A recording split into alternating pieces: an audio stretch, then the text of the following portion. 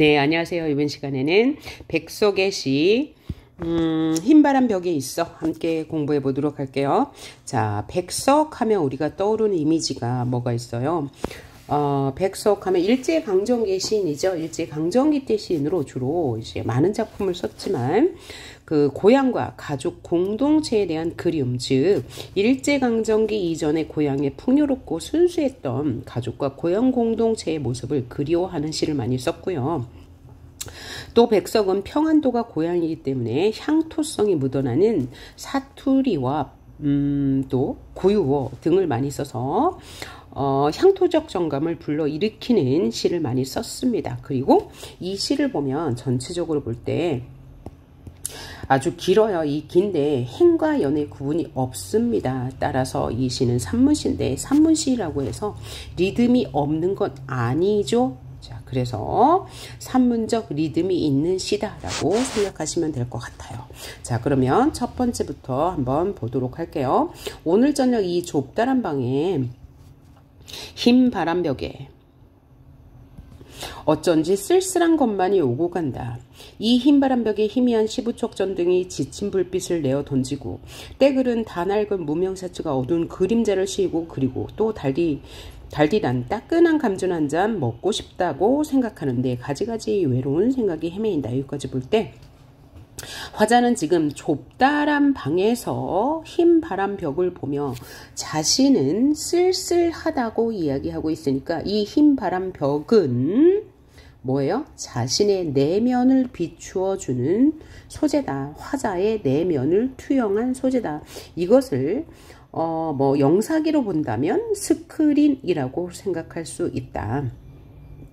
영사기 혹은 스크린이라고 생각할 수 있죠. 자신의 내면을 비춰주는 영사기 혹은 스크린. 그러면서 자신의 내면을 들여다보고 있으니까 자아 성찰의 매개체라고도 할 수 있다. 자, 그런데 화자의 내면은 쓸쓸하대요. 화자의 정서는 쓸쓸함 그리고 외로움이죠. 이 흰 바람벽에 희미한 15촉 지치운 불빛을 내어던진다 그랬으니까 15촉 전등과 다 낡은 무명 샤츠는 화자의 가난한 처지를 표현하는 시어가 될 것이고요. 그 다음에 이 전등이 지치운 불빛을 던진다라고 했으니까 이 전등이 지쳤다라는 것은 일단 의인법이 쓰인 거고요. 이 의인법에 이 불빛에 화자의 감정을 투영한 것이죠. 감정을 투영한 것이니까 감정이입이라고 할 수 있고요. 그 다음에 그 때낡은 무명셔스가 어두운 그림자를 시게 하고 있다 라고 했으니까 이 어두운 그림자와 지치운 불빛은 모두 화자의 감정을 더욱 부각하는 객관적 성감물이다 라고 생각할 수 있고요. 자, 그리고 감준을 먹고 싶다고 했으니까 이 감준은 화자의 외로움과 쓸쓸함을 잠시나마 위로해주는 소재라 생각할 수 있고요. 이 감주는 소박한 음식이기 때문에 화자의 소박한 소망을 담고 있는 시어라고도 할 수 있으면서 동시에 이 감주는 달고 따뜻한데 화자의 처지는 쓸쓸하고 외로움으로 화자의 상황과 대비되는 시어라고 할 수 있어요. 그래서 화자의 현재 상황은 쓸쓸하고 외롭습니다. 다음 단락을 보면 그런데 이것은 또 어인일인가 이 흰 바람벽에 내 가난 늙은 어머니가 있대요. 그런데 라고 하면서 시상이 전환되고 있습니다. 앞에는 화자 자신은 외롭고 쓸쓸한 처지였다면 갑자기 뭔가 이 스크린에 떠올랐어요. 뭐가요? 늙은 어머니가 떠올랐습니다. 근데 그 어머니는 가난하고요. 늙었고요. 시퍼러둥둥하니 추운 날에 차디찬 물에 손을 담그고 무며 배추를 씻고 있는 모습이니까 화자의 어머니는 굉장히 고단한 삶을 살았다 혹은 희생적인 삶을 살았다라고 이야기할 수 있고요. 또 하나 떠올랐는데 내 사랑하는 사람도 떠올랐어요. 내 사랑하는 어여쁜 사람이 어느 먼 앞에 조용한 개포가의 나지막한 집에서, 그래서 개포가 바닷가에 살았는데 나지막한 집이니까 소박한 집이라고 생각할 수 있을 것 같아요. 내 사랑하는 사람은 소박한 집에 살고 있는데 그의 지아비와 내 사랑하는 사람은 지아비가 있네요. 이미 결혼한 사람입니다.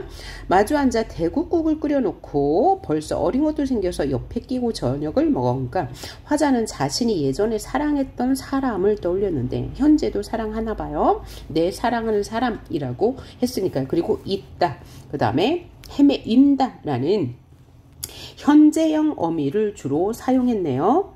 현재형 어미를 사용해서 화자의 상황과 정서에 현장감을 더해주고 있습니다.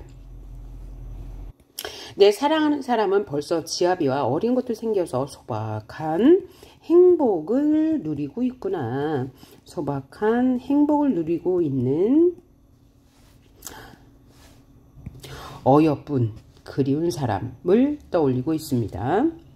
자, 그리고 여기서 확인해야 할 게 앞에 단락에서는 미각과 촉각의 이미지를 사용했다면 이것은 이제 복합감각이죠. 여기서는 복합감각인데, 자, 달디단 따끈한 감주, 감주는 따끈하고 감주는 달아. 그래서 복합감각이라면 여기는 시퍼러둥둥하니 추운 날이라는 이제 촉각을 시퍼러둥둥이라는 시각으로 전이해서 표현했으니까 공감각적 이미지가 사용되었는 거 확인할 수 있네요. 그래서 자, 앞의 모습은 그 화자의 내면을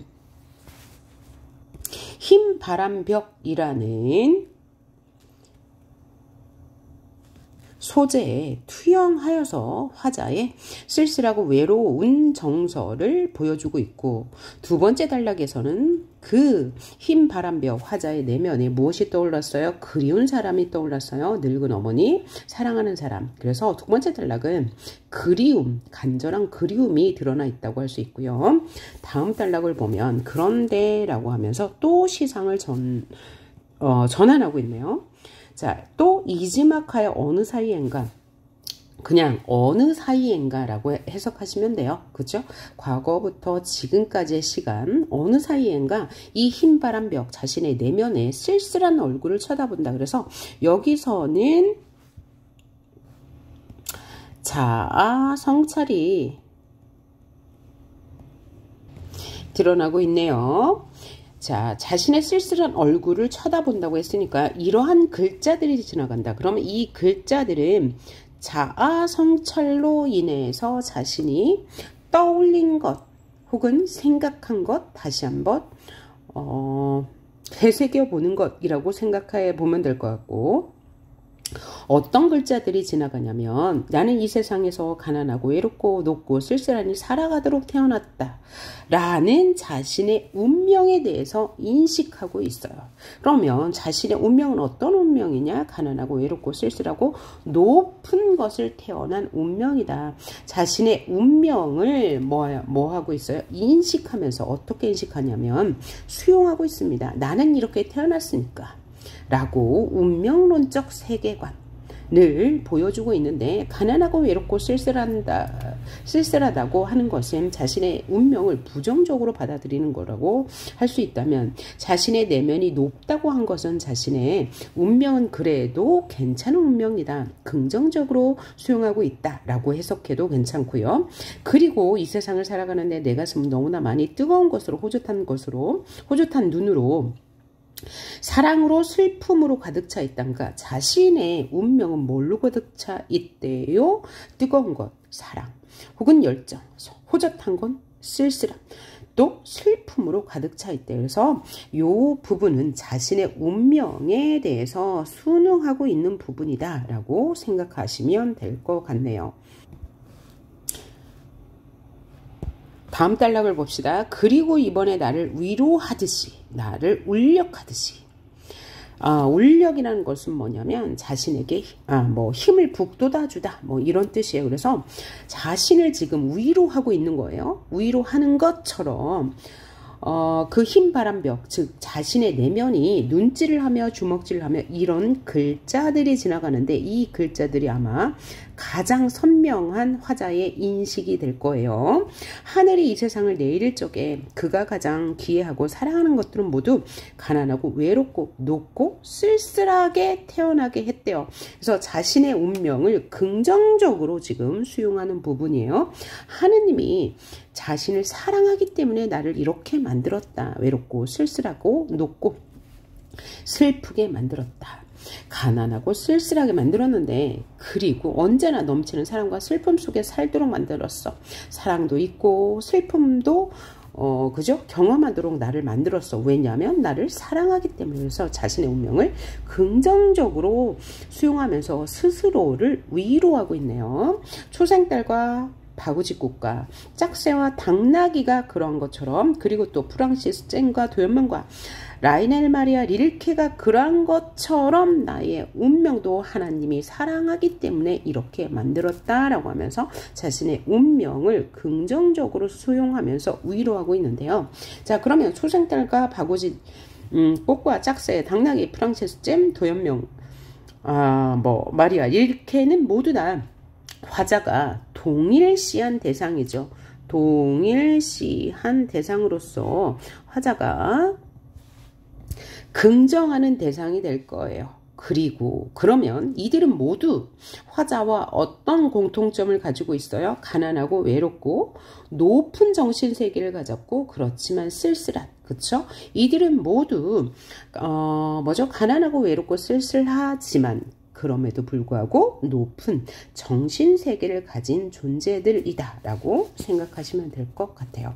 그래서 이 시는 전체적으로 맨 처음에 자신의 처지, 외롭고 쓸쓸한 처지를 떠올려보다가 갑자기 뭘 떠올렸어요? 자신이 그리운 사람, 늙은 어머니와 사랑하는 사람을 떠올렸고, 그러면서 3년에서는 자신의 운명을 수용했어요. 자, 여기서 운명을 수용했을 때는 마지막에 비해서는 자신의 운명을 부정적으로 보았다가 마지막에는 다시 자신의 운명을 긍정적으로, 그죠? 받아들이면서 자신을 위로하면서 자신의 이 운명을 극복하고자 하는 의지가 있다고 볼 수 있네요. 왜냐하면 자신은 이렇게 외롭고 쓸쓸하게 태어났지만 하나님이 나를 사랑했기 때문에 이렇게 만들었으니까 나는 나의 이 정신세계를, 이 드높은 정신세계를 계속 이어가며 살 것이다 라고 해석할 수 있으니까요. 자, 그러면 이 시를 한번 정리해 보도록 할게요. 자, 화자의 내면을 비추어주는 스크린과 같은 역할을 하는 흰 바람벽은 화자의 쓸쓸한 내면을 비추고 부재한 대상에 대한 그리움을 환기하는 한편 사색과 성찰을 통해서 자신의 삶의 의미를 되돌아보는 계기를 마련해주는 자아 성찰의 매개체 기능을 한다. 이 흰 바람벽은 화자는 이를 통해서 외로운 자신의 삶에 대한 위로와 극복 의지를 보이고 있습니다. 자, 그래서 이 흰 바람벽은 화자의 내면을 비춰주죠. 그래서 처음에는 자신의 쓸쓸하고 외로운 처지를 떠올렸어요. 쓸쓸한 것은 전등과 무명 샷스를 통해서, 외로운 생각을 통해서 떠올렸고요. 또 두 번째 스크린에 비춘 모습은 그리운 사람이었습니다. 늙은 어머니와 사랑하는 사람이었어요. 그리움의 대상인데 여기 늙은 어머니는 시퍼러 둥둥하니 추운 날이라고 하면서 공감각적 이미지 사용되었고요. 이 시에는 그래서 다양한 감각적 이미지를 사용하였는데 첫 부분에서는 미각도 나오고요, 촉각도 나왔고, 두 번째 단락에서는 공감각 이미지도 나왔다. 그 다음 마지막에 글자들을 보면서 이 글자들은 자아를 성찰하는 조금 더 강력한 자신의 내면을 비추는 모습이겠죠. 그래서 자기 위안을 얻어요. 자신의 운명을 수용하면서 하나님이 날 사랑해서 이렇게 만들었다라고 하면서 자신의 위안과 운명을 수용하고 그에 대해 극복하고자 하는 의지까지 보여줬다. 그래서 전체적으로 자신의 운명에 대한 긍정적 수용과 극복 의지가 이 시의 주제가 될 거예요. 자, 다음으로 시각적 이미지가 활용되었죠. 흰바람 벽. 또 이 흰바람 벽은 이제 흰색이잖아. 그래서 화자의 자, 고결한 정신 세계라고도 해석할 수 있어요. 이 흰색 이미지를 통해서 화자의 쓸쓸함과 외로움의 정서를 구체적으로 첫 단락에서 보여줬죠. 그리고 뭐에 따른 시상전개? 화자의 의식의 흐름에 따른 시상전개래요. 왜냐하면 처음에는 화자가 쓸쓸한 처지를 떠올렸고 그 다음에 그리운 사람을 떠올렸고 그 다음에 자아 성취를 통해서 자신의 운명을 수용하고 극복하고자 하는 의지, 즉 자신의 내면에 떠오르는 것들을 중심으로 시상을 전개했으니까 의식의 흐름에 따른 시상 전개를 보였다는 것. 자, 다음으로 자, 흰바람 벽에 비친 내면 의식의 변화 계속했는데 한 번 더 해봅시다. 처음에는 희미한 시부축 전등에 지친 불빛, 떼글은 다 늙은 무명사수의 어두운 그림자, 가지가지 외로운 생각을 통해서 화자의 정서는 쓸쓸하고 외로웠다는 것을 알 수 있고요. 그 다음에 부재하는 존재, 어머니와 사랑하는 사람, 그죠? 사랑하는 사람을 떠올렸어요. 그 다음 시상을 전환, 여기서 시상의 전환 한번 일어나죠. 그 다음 두 번째 시상의 전환에서는 글자들이 스크린에 박히기 시작했어요. 그래서 화자의 내면을 깊이 있게 성찰하는 모습. 그래서 자신의 삶을 숙명으로 여기고 운명으로 받아들이고 체념했다 혹은 수용했다 라고 할 수 있고요. 두 번째 글자들을 보면서 화자는 스스로를 위로하고 자신의 운명을 긍정적으로 받아들이고 있어요. 그렇죠? 자긍심을 느끼면서 고단한 삶 속에서도 고결함을 잊지 않겠다고 다짐하는 부분, 이렇게 네 가지 의미 단락으로 나눠볼 수 있을 것 같고요. 화자가 자신의 운명을 수용하면서 화자가 동일시하는 대상이 날됐는데 초생달과 바구지꽃, 짝새, 당나귀는 여리고 순수한 속성을 가진 존재로 또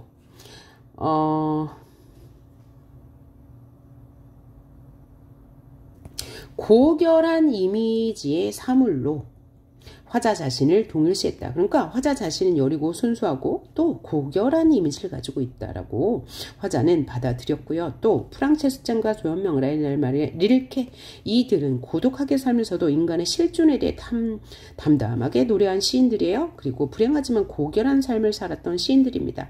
이를 통해서 화자 역시 이런 삶을 사는 사람이라고 수용하고 자신을 위로하고 있습니다. 그래서 외롭고 쓸쓸한 삶 속에서도 순수하고 높은 이상을 추구하며 살고자 하는 의지를 다짐하는 것으로 이 시의 내용이 끝나고 있어요.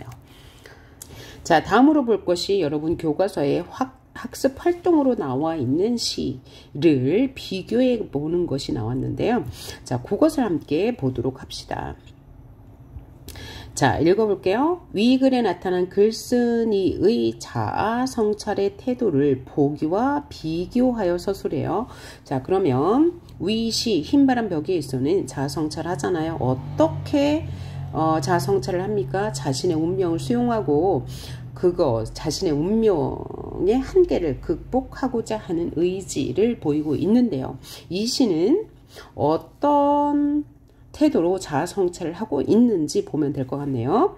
내 얼굴에 굳이 결점을 잡아내자면 양 미간이 좁고 찌푸러져서 보는 이는 속이 빽빽하다 하겠으나 기실은 내 속이 빽빽한 것이 아니고 미간의 좁은 내 심저에 깊이 숨은 우울을 나타낸 것이다 라고 했어요. 자, 자신의 외모는 뭐야? 양 미간이 좁고 찌부러져서 보는 이는 속이 빽빽하다 한다. 자신의 외양을 묘사했는데, 그런데 사실은 화자는 그렇게 생각하지 않는데요. 화자가 아니고 얘는 지금 수필이니까 필자라고 해야 되겠네요. 자, 다른 사람들은 자신의 얼굴을 속이 빽빽하다고 여긴대요. 그러나 자신은 그게 아니고 우울이 나타난 것이라고 생각한대요. 그러나 나는 이 우울이 나로 하여금 그림을 그리게 하고 글을 읽게 하며 부단히 내 불량심을 바로잡아주는 것이 아닌가 한다. 나는 어느 자석에서 희한하게도 통쾌한 호를 하나 얻었으니 그것은 바로 선부이다. 선부는 착한 지압이라는 거죠. 착한 사람이란 별명을 얻었나 봐요. 자, 다른 사람들은 나를 속이 꽉 찬 사람이라고 여기는데 사실 자신은 우울한 사람이라고 여긴다. 그래서 이 우울로부터 벗어나기 위해서가 아니고 그 우울 때문에 나는 그림을 그리고 글을 읽으면서 불량한 마음을 바로 잡는다. 그런데 자신은 선부라는 별명을 얻었다. 호를 하나 얻었다. 다음 내용 보면 평생의 소원이 어찌하였으면 선량하게 살아볼까 하는 것이었다. 화자의 소원이 필자의 소원이 선량하게 사는 것이었대요. 그러면서 늘 나는 양심에 꺼리 끼는 일을 가끔 저지르고 그러고는 곧 참에 후회하곤 했대요. 하다못해 이름 하나만이라도 선자를 넣어볼까 하던 차에 벼랑간 선부란 이름이 튀어나왔다. 그런데 막상 선부하고 부르고 보니 내가 과연 선자를 놓을 만한 잽이나 되는가 싶어 마음이 움츠러진단가. 이 서술자는 자신이 선부라는 호를 얻었는데 이 호가 자신에게는 과분하다는 거예요. 자신에게는 적합한 호가 아니라는 거죠. 왜냐하면 자신은 불량한 마음이 많고 가끔 양심에 꺼리는 일을 하기 때문이래요. 자, 그러면 둘 다 그죠? 흰바람 벽이 있으나 여기 선부 자화상에는 자신의 성찰하는 모습이 드러나 있는데 어떤 차이가 있습니까? 아까도 말한 것처럼 흰바람 벽이 있어는 자신의 운명, 어떤 운명, 가난고 쓸쓸한 하지만 고결한 그런 운명을 수용하고 그 고결을 통해서 자신의 쓸쓸하고 외로운 처지를 극복하고자 하는 의지를 다지는 그런 시라면 이 선부자화상은 자신의 선부가 적절한지에 대해서 성찰하는 그런 내용이 되겠네요. 자, 다음에는 이것과 흰바람 벽이 있어와 관련해서 나올 수 있는 문제를 몇 개 살펴보도록 합시다. 자, 첫 번째 문제가 윤동주의 자화상과 흰바람 벽이 있어를 그죠? 비교하는 문제네. 당연히 뭐겠어요? 자신의 내면을 고백적 어조로 성찰한다는 것. 요거는 굉장히 쉬운 문제고요. 다음 문제를 보니까 밑줄 친 시어 중 흰바람 벽과 시적 기능이 유사한 것은 또 역시 뭐예요? 자아 성찰의 매개체가 무엇인지를 묻는 문제인데요. 요거 선지 한번 보도록 할게요. 그런데 요 문제도 너무 쉽네요. 그죠? 그 윤동주의 참회로 역시 자신이 거울을 닦아가면서 자신을 성찰하고 그 성찰 후에 자신의 긍정적 자아를 되찾기를 바라는 그런 시, 요거 찾으시면 될 것 같고요. 자, 다음 문제는 이시와 보기를 역시 그죠? 비교하는 문제인데 제목이 또 다른 고향, 윤동주의 또 다른 고향입니다. 윤동주의 또 다른 고향 뭐예요? 자신이 이제 고향을 찾아갔는데 자신의 내면인 백골도 함께 따라왔대요. 그러면서 자신의 내면 백골을 성찰하고 난 후에 또 의지를 다지고 있는 시인데 여기서는 표현법을 물어봤습니다. 자, 그럼 보면 두 작품 모두 시어나 시구의 반복을 통해 리듬감을 형성하고 있다. 자, 아까 흰바람 벽이 있어는 대구법도 있었고요. 또 시구의 반복이 있었어요. 뭐마듯 그쵸. 그럼 여기에도 반복이 있나 보면 되는데 우는 것이냐 당연히 반복이 있네요. 또 두 작품 모두 현재형 어미 가자 있죠. 아까 흰바람 벽이 있어도 현재형 어미 불어온다 있었고요. 보기와 달리 어순의 도치는 없습니다. 이 시에 어순의 도치법이 없고요. 이 시에도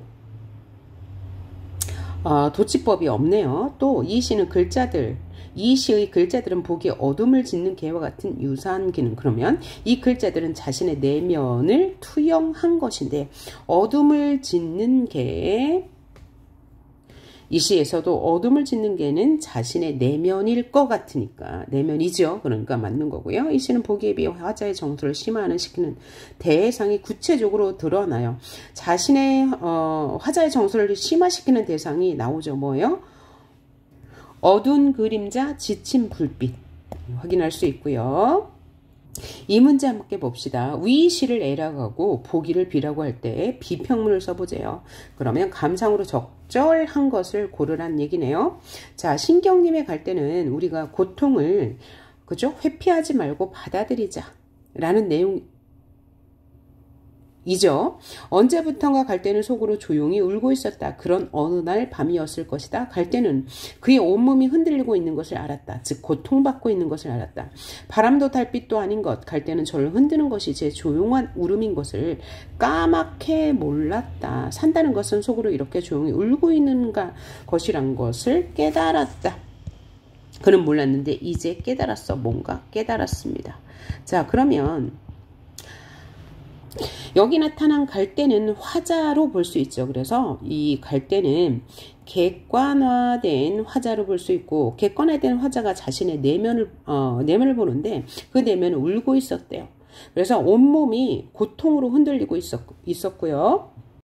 자신의 내면을 흔드는 이 조용한 울음은 우리 삶에서 나타날 수 있는, 산다는 것은 이렇게 우는 것이라는 걸 깨달았대요. 그래서 얘는 지금, 이 시는 지금 삶이란 무엇인가에 대해서 생각하고 있잖아요. 그러면 흰바람 벽이 있어와 공통점은 뭘까요? 삶의 본질적 의미 비슷할 것 같고요. 고난과 좌절, 자, 좌절이 두 시에 없고요. 비판 없고요. 동경 없고요.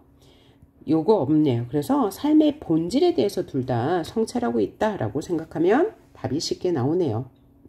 자, 다음 문제는 중요한 문제네요. 자, 시적 자아가 처한 상황이 위시와 유사한 것은, 자, 위시는 쓸쓸한 상황에서 자신의 운명을 성찰하고 있어요. 자, 그러면 내용이 비슷한 걸 찾으면 되겠는데요.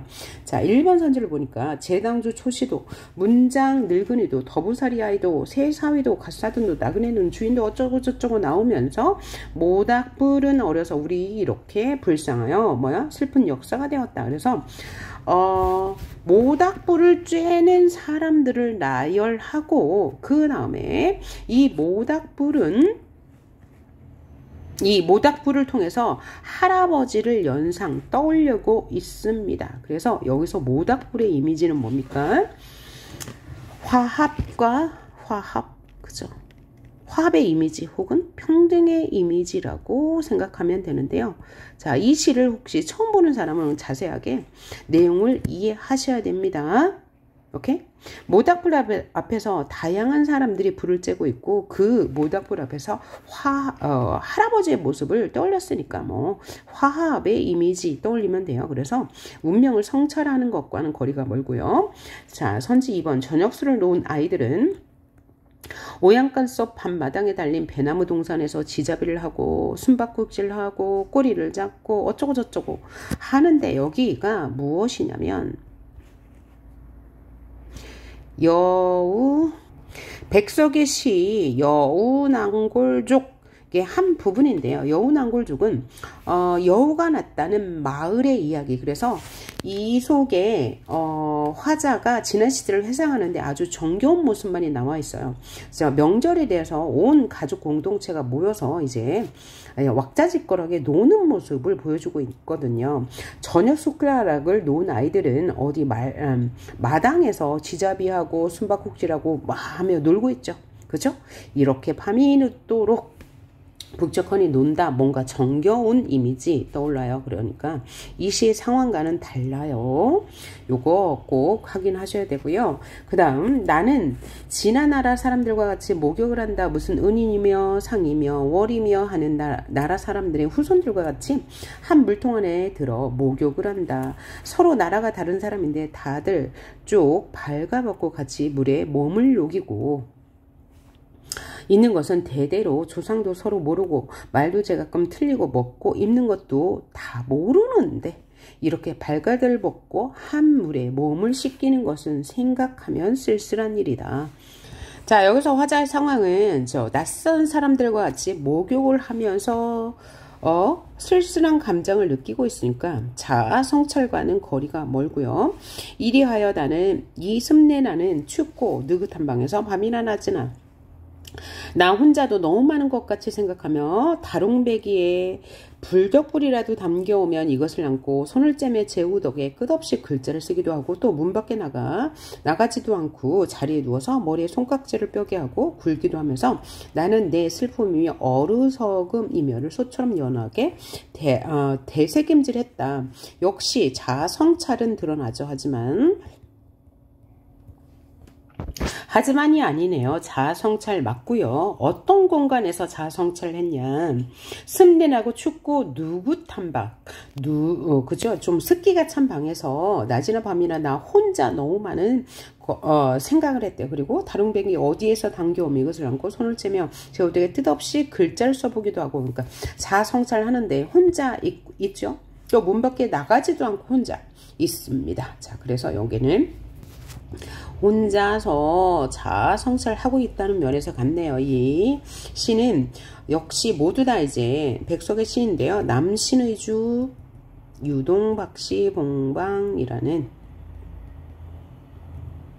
시예요. 그래서 화자는 남신의주에 있는 유동이란 시에서 박씨의 집에서 쓴다 라고 하는 시예요. 그래서 자아 성찰이 드러나는 시 맞고요.